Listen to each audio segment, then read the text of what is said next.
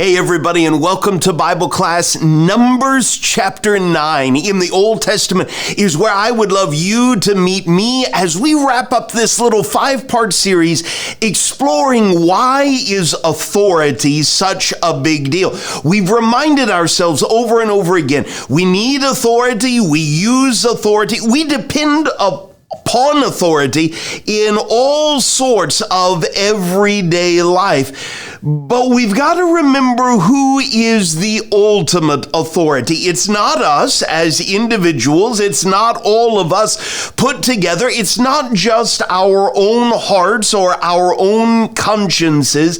There is authority greater than us, an authority who has communicated his expectations. You and I have the ability to choose what we're going to do with that, how we're going to live. But there are always going to be consequences, good or bad, that come as a result of our individual choices, which is why we listened in as Jesus taught us a really powerful framework in Matthew chapter 21. As we interact with authority, is it from heaven or from men? Is it heaven or human? If it's from heaven, we need to listen very carefully. In our last study, we noticed some connective paths, how God communicates his will to our human heart. Sometimes he just very straightforwardly tells us the truth. Sometimes he gives us principles, and wisdom involves listening to those principles and applying them. Sometimes God just tells us what to do or what not to do. He's even preserved some good examples and not so good examples for us. And it is up to us to use what he has preserved and to evaluate, to talk with each other, and to humbly ask, what's the wise thing to do here? What's the most logical conclusion God would have me to draw? I want to spend a few minutes just asking you, okay, what about when God hasn't said anything about it? What about when we have a good idea or we think that makes a lot of sense, but we can't go back to anywhere in the Bible to find any authority whatsoever for what we would like to do? How should we treat God's silence? Would you think with me about that for a few moments?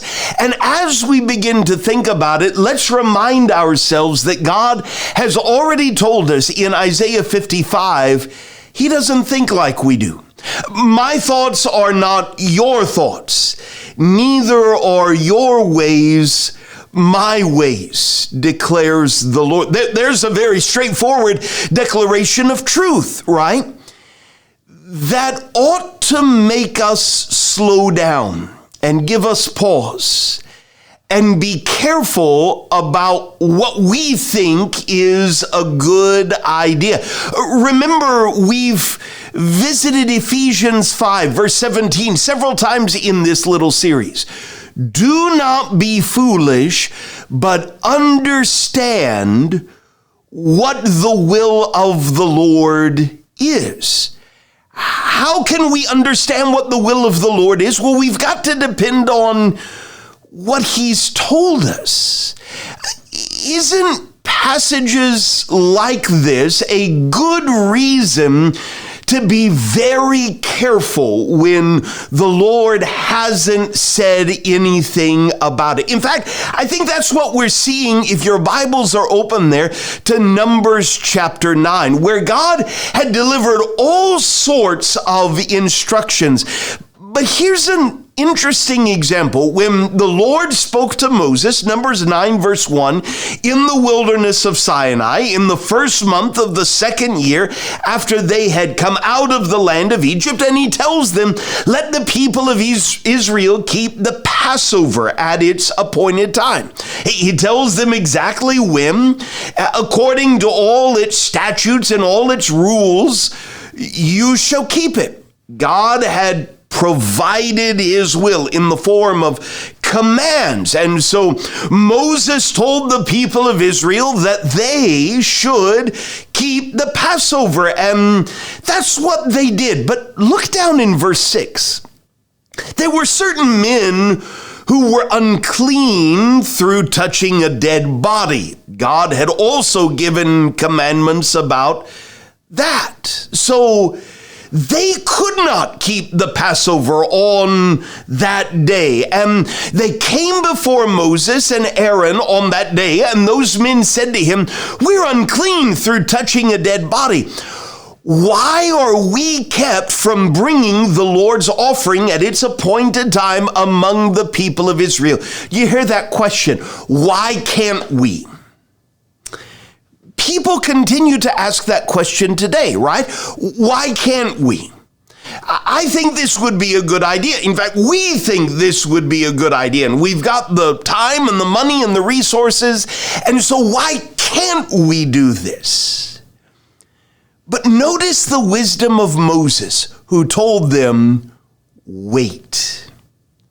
Wait that I may hear what the Lord will command concerning you."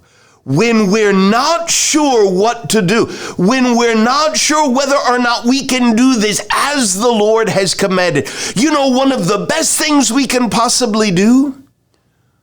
Wait. Let's think about this. Let's talk about this. Because there are certain things that God hasn't told us. And He's revealed that truth from the very beginning. All the way back, for instance, in Deuteronomy 29:29, there are secret things that belong to the Lord our God. But there are also things that He has revealed to us. And what He's revealed, that's what belongs to us and to our children forever, that we may do all the words of this law. But you see, there are some things that are revealed and some things that God has not revealed. In Deuteronomy 12, verse 32, "Everything that I command you, you shall be careful to do. Don't add to it. Don't take away from it." Which means when God hasn't said anything about it, we need to step very, very carefully. Back in 2 Samuel 7, you might talk more about this as a class. David decides he would like to build a temple for God. And God replies, "In all places where I've moved with all the people of Israel, did I speak a word with any of the judges of Israel, whom I commanded to shepherd my people Israel, saying, 'Why haven't you built me a house of cedar?'" Listen to that. If God wanted it, He would have said so. If He wanted a particular person or a particular group of people to build it, He would have said so. Back in Jeremiah chapter 19, He is sad about some of His people forsaking Him, profaning the temple by making offerings in it to other gods whom neither they nor their fathers nor the kings of Judah had known, and they had filled this place with the blood of innocents. Listen to how dark this is. They were offering their own sons as burnt offerings to an idol, which I did not command or decree, nor did it come into my mind. What did God want His people to do? Just what He had told them to do. How did He connect His will to their hearts? Well, we talked a little bit about that this past week. But this is a New Testament idea as well.